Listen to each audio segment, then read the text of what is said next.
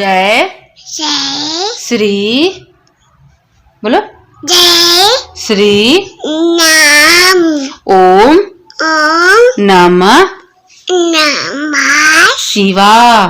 And how are you all? I hope you all are doing good. I am also good. तो अभी मैं blog start कर रही हूँ, जस्ट किचन से स्टार्ट कर रही हूँ। और यहाँ पे बन रही है मैगी, क्योंकि मैं अपने लिए नहीं, मतलब मैं अपने लिए नहीं बनाती हूँ, क्योंकि मैं मैगी चाउमीन वगैरह जो भी जंक फूड्स होते हैं वो मैं नहीं खाती हूँ। बट बेबी के लिए ट्राई करूँगी, क्योंकि बच्चे एक ही चीज़ खाते खाते बोर हो जाते हैं। जैसे चावल डेली खाना तो बोर हो जाते हैं, तो बच्चे भी खाना बंद कर देते हैं। तो मैं उनके उसके लिए ट्राई करना चाह रही हूँ, और वही बहाने मेरा भी ब्रेकफास्ट हो जाएगा। और अभी टाइम हो रहा है 10:30 बज रहा है, और अभी तक सारा काम मेरा हो ही रहा है। यही लाइफ होता है कि जब शादी के बाद बात पढ़ते हैं, या इवन बच्चे की बात पढ़ते हैं, तो आपके साथ यही प्रॉब्लम होता है कि चाहे कोई भी एग्जाम हो, चाहे कितना भी हार्ड एग्जाम हो, आपको अपना डेली जो शेड्यूल है वो आपको करना ही पड़ेगा, तब जाके आप पढ़ाई कीजिएगा। और देखिए, मैं रात में यहाँ पे प्रैक्टिस सेट सॉल्व कर रही थी। तो ये जैसे कि ये सचिवालय का है, जैसे कि झारखंड सचिवालय का बुक है, लेकिन इसमें भी जैसे जनरल हिंदी, जनरल इंग्लिश वगैरह वो सब दिए गए हैं। तो मैं उससे प्रैक्टिस सेट सॉल्व करके देख रही थी कि कितने सही होते हैं। तो जैसे कि 15 क्वेश्चन था, तो उसमें मेरा 8 सही गया इंग्लिश का, और 10 सही गया हिंदी का। तो थोड़ा सा एक अंदर से कॉन्फिडेंट आया कि चलो ठीक है, इतना मैनेज करते हुए अगर पढ़ रही हूँ तो ठीक ही है, और आगे तो ऊपर वाले की मर्जी है। और रहा मेरा पेपर का सवाल कि मेरा मतलब मैं जो मेरा पेपर है उसको मैं कैसे कवर कर रही हूँ, तो उसको मैं इस ब्लॉग में शेयर करूँगी, और भी बहुत कुछ शेयर करने वाली हूँ आज। तो ब्लॉग में आपको एंड तक बने रहना है, और आप लोग बताइए कि आप लोग की तैयारी कैसे चल रही है। और जो इससे पिछला ब्लॉग गया था, जो मैं बताई थी कि आप लोग कितना सहमत हो, तो आया था कमेंट आप लोगों का, तो अच्छा लगा कि चलिए आप लोग भी सहमत हैं। तो सहमत होने से नहीं होता है, आपको उस पर वर्क करना होगा। और अभी देख सकते हैं कि मेरा जस्ट अभी थोड़ा बहुत काम फिनिश हुआ है, और अभी मैं नहाऊंगी, पूजा करूंगी। तो देखते हैं कितना मतलब कितना टाइम लगता है।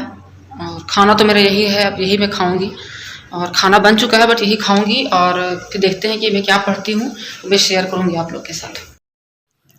तो अभी मैं ज़्यादातर प्रैक्टिस सेट ही सॉल्व करने की कोशिश कर रही हूँ, क्योंकि ऐसा लग रहा है कि जैसे कि एग्ज़ाम जैसे से नज़दीक आ रहा है, वैसा वैसा फील होता है कि शायद तैयारी अच्छे से नहीं है, या थोड़ा सा फियर होता है कि ये चीज़ भूल रहे हैं हम, वो चीज़ भूल रहे हैं।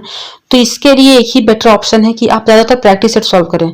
उससे क्या होगा कि आपके अंदर एक संतुष्टि आएगी कि हाँ, आप वही कर रहे हैं जो और सारे एस्पिरेंट लोग कर रहे हैं, क्योंकि अभी सभी लोग मॉक टेस्ट ही सॉल्व कर रहे होंगे। तो वही मेरे आप सबके लिए बेस्ट रहेगा। और सबसे ज़्यादा इंपॉर्टेंट चीज़ ये है कि मन में जितना भी आपका फियर आ रहा है, डर आ रहा है, उसको एक साइड रखिए, ठीक है। ये लाइफ है, और देखिए, अगर लाइफ रहेगा तो बहुत एग्जाम दीजिएगा, ठीक है। तो एग्जाम को इतना भी ज़्यादा सीरियस नहीं लेना है कि आप अपने आप को भूल जाएं, अपने प्रेजेंट टाइम को भूल जाएं। आप जितना पढ़े हैं, आप अपने अंदर एक कॉन्फिडेंट रखिए कि आप जितना ही पढ़े हैं वो इनफ है, और उसको आपको परफॉर्म करके आना है। क्योंकि डरने से क्या होता है कि आपके अंदर जो भी तैयारी होती है आप उसको भूलने लगते हैं। तो डरना नहीं है, ठीक है। और ये नहीं सोचना है कि पढ़ाई नहीं हो रही है, पढ़ाई नहीं हो रही है। देखिए, जितना आप पहले पढ़ रहे थे उतना अभी भी आप पढ़ रहे हैं, लेकिन आपके अंदर एक डर हो गया है कि एग्जाम नज़दीक आ गया है, इस वजह से। तो जितना भी पढ़ रहे हैं उतना अच्छे से मन से पढ़िए, और रिवीजन जितना रिवीजन कर सकते हैं उतना आप रिवीजन कीजिए, मल्टीपल टाइम रिवीजन कीजिए।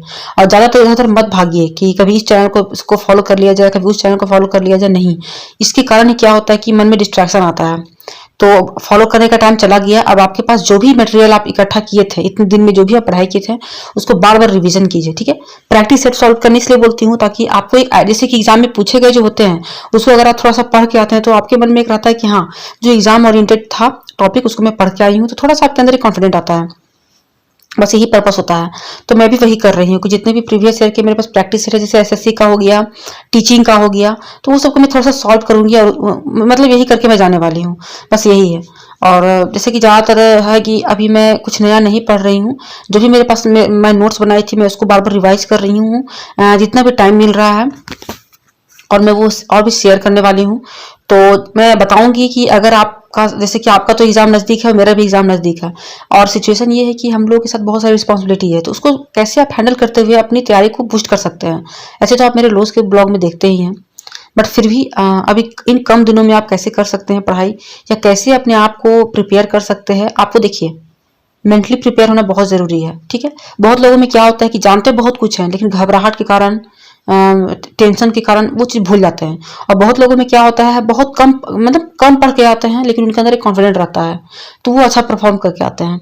तो मेरे साथ क्या होता है कि मैं बहुत ज़्यादा पढ़ के आती हूँ एग्जाम में, ये तो खैर कॉम्पिटिटिव एग्जाम है, ऐसे इतना पढ़ के जाती थी, इतना पढ़ के जाती थी कि जैसे कि लगता था कि बस सब कुछ आंख के सामने दिख रहा है और मैं लिख रही हूँ।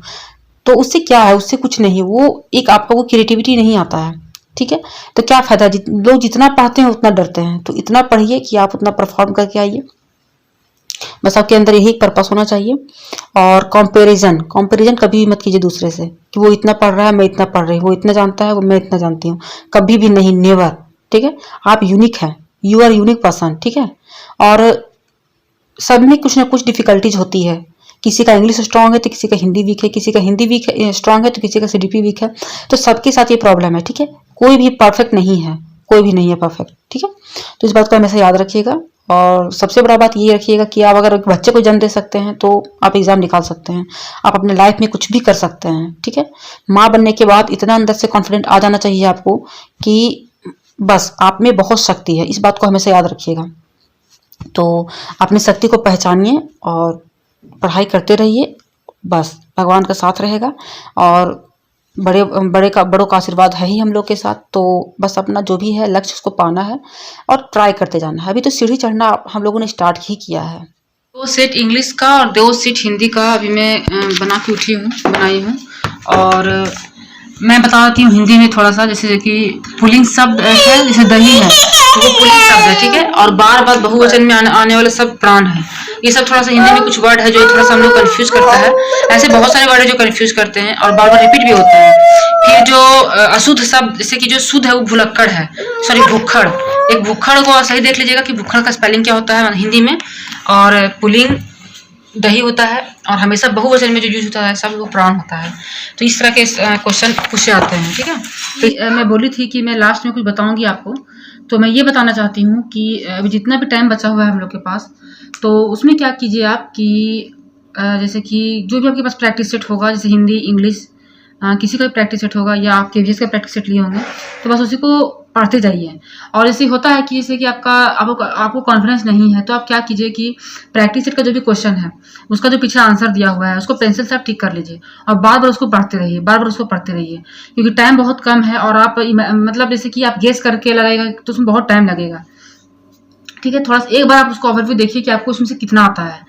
उसके बाद अगर लगता है कि नहीं आता है तो फिर क्या कीजिए, उसका जो आंसर है उससे आप उसको टिक करके उसको बार बार पढ़िए।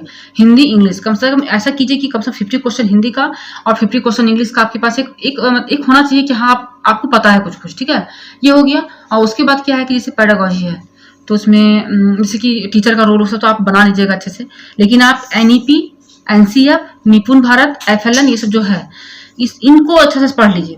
और अगर अभी तक आप इसका नोट्स नहीं बनाए हैं या नहीं पढ़े हैं तो यूट्यूब पे सर्च कीजिए, किसी का भी वीडियो आप एक बार अच्छे से देख लीजिए या गूगल से पढ़ लीजिए कि कब आया था, किस लिए इंपॉर्टेंट है, इससे क्या एजुकेशन में चेंजेस आ सकता है, बच्चे के लिए क्या इंपॉर्टेंट है, ये सब चीज़ें आप अच्छे से देख लीजिए। ये हो गया।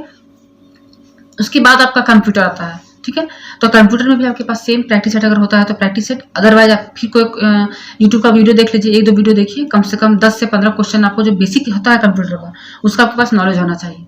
ये हो गया। उसके बाद अपना ज़्यादा अपना सब्जेक्ट पे फोकस कीजिए कि आपको जो भी सब्जेक्ट है उसके बारे में अच्छे से आपको पता होना चाहिए, क्योंकि देखिए ज़्यादातर लोग अपना कमांड अपना सब्जेक्ट पे ही। तो यहाँ पे मैं बेबी को सुलाने की कोशिश कर रही थी बट वो नहीं सो रही है। आई थिंक होता क्या है कि बच्चे जनरली अगर घर के अंदर ही रहते हैं तो कभी कभी वो इरिटेट हो जाते हैं, तो बच्चे को थोड़ा सा चेंज देना बहुत ज़रूरी होता है। और वही मैं बेबी को नहीं दे पाती हूँ, कहीं घुमा नहीं पाती हूँ, घर में ही रखती हूँ, तो ये इसका जो रूटीन है वो शेड्यूल गड़बड़ा जाता है। तो वो सो रही है लेकिन उठ जा रही है बार बार, तो उसको मैं सुलाने की कोशिश कर रही हूँ। तो धूप में लेके बैठी हूँ, हल्का धूप आता है यहाँ पे, तो उसको यहाँ पे लेके बैठी हूँ, थोड़ा बात कर रही हूँ उससे ताकि थोड़ा सा बेटर फील करे, इसको अच्छा लगे थोड़ा। और कोशिश करूँगी तो कहीं घुमाने ले जाऊँगी तो इसमें मेरा टाइम निकल जाएगा।